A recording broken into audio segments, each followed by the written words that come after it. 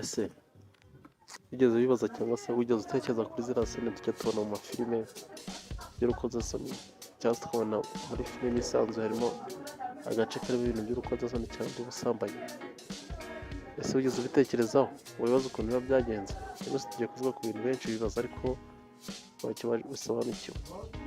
Hari sene za sex tubona muri filime zimwe na zimwe nka Frozen Flower na Spartacus zigatuma abantu bibaza bati ese ibintu biba ari ukuri koko? Ese abakinnyi baba babikora bya nyabyo?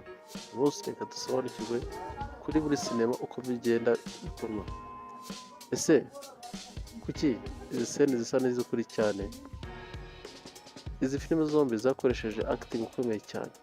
Ese kuki izi sene zisa n'ukuri cyane cyangwa se ubona ari ibya nyabyo? Turi kuri zino filime twarebye ebyiri turi ukuntu biba bimeze. Izi filime kugira ngo bigaragare ko ari ibya nyabyo cyane baba bakoresheje acting ikomeye cyane. Kamera zikoreshwa kandi nanone zo ku rwego rwo hejuru. Editing bayikora bitonze cyane kandi abadirector bo aba ari abahanga. Ibi byose bituma umuntu uyireba abona ko ari ibya nyabyo ariko ntabwo ari kubiba biri. Twaturutse kuri Frozen Flower ni sinema ari illusion. Muri Frozen Flower abakinnyi ntibakoze imibonano ya nyayo, bari bambaye imyenda ibarinda modesty wear. Kamera zafashe inguni zose kandi ikagaragaza nk'aho ari ibya nyabyo. Sene nyinshi zakozwe mu bihe bito zigahuzwa nyuma muri editing. So bajya gufata utuntu duke agapariti kamwe n'agapariti kamwe kagaragaza nk'aho ari ibya nyabyo.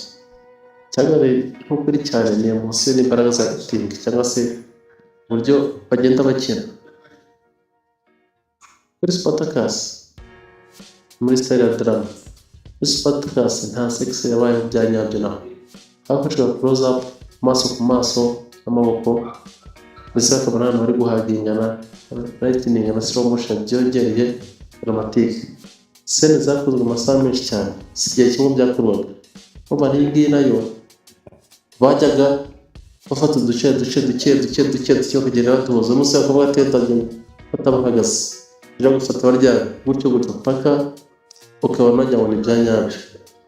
Intego ntabwo yari gushishikariza mu buryo bwa sex cyangwa se by'imibonano mpuzabitsina, ahubwo byari byo kwerekana isi ya kera, ubukana n'imibanire y'abantu. Kuki izi filime ziba zemewe kureba kuri YouTube? Ziba zemewe ariko kuri YouTube bikaba bitakaye. Izi filime babanza kuzinyuza muri age rating. Age rating ni ibintu twakita bijyana no kugendera ku myaka. Age rating ubundi ubusanzwe barakwahera ku myaka 18 kuzamura. Natwe turabizi ko umwana muto ko aba ari munsi y'imyaka 18 aba ari uwa leta cyangwa se umuribwa. So kuri YouTube ntabwo ibintu byemewe.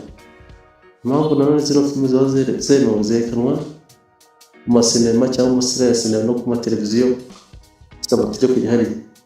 Ariko YouTube yo ifite ibintu by'amategeko azijyanye n'amasex.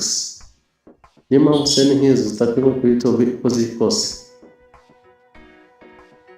Ariko urumva umuntu usanzwe wundi ntabwo yashyira ibintu by'amasex kuko bahita mu strike cyangwa se bakabona banenga channel ye. Sene za sex tubona muri filime nka Frozen Flower na Spartacus siporo no simena ya nyayo, ahubwo ni ubuhanzi bwa sinema. Ibi byose tubona ibintu baba batubeshya bagenda babyegitinga gake bageditinga wahuzahuza, ariko abantu babireba bakabona ari ibya nyabyo. Niba ukunze iyi nkuru kanda like, subscribe kandi tubwira muri comment niyo filime gutera kwibaza ngiye kurusha izindi natwe kubwira. Murakoze cyane, mugire ibihe byiza.